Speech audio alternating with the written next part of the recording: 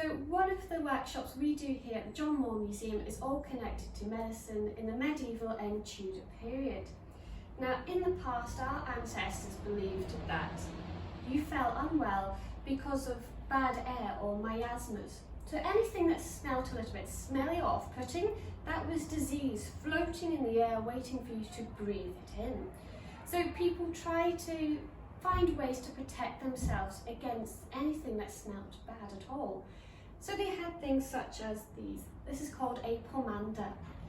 Now, it would be filled with things such as flowers, even dried fruit. So when they're walking down the dirty, smelly streets, they could hold this to their nose and they could breathe in something nice instead. And that would keep them safe and protected. Now, if you were lower down the social scale and you were a peasant and you couldn't afford a nice pomander, you could make one yourself, just getting a bunch of herbs, wrapping it in cloth, and then you'd hold that to your nose as well. Now, what became quite symbolic during the plague times was this doctor's mask.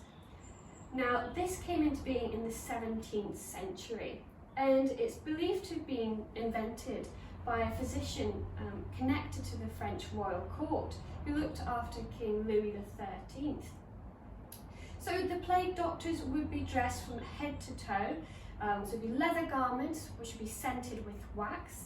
Everything would be tucked in, even into their boots, and over their faces they would be wearing this mask. Now, it is a little bit daunting if your doctor came to your door wearing one of these. But what they were doing is they were placing herbs such as cloves, rose petals, anything that smelt quite nice down at the base of this beak so they could breathe this in. Now, Charles de Long believed that giving this amount of space with the beak, it allowed plenty of time for the air to be infused with the nice smelling flowers, and it would be safer for the doctor to breathe that in instead. What we do know is actually the whole outfit didn't protect the doctors at all.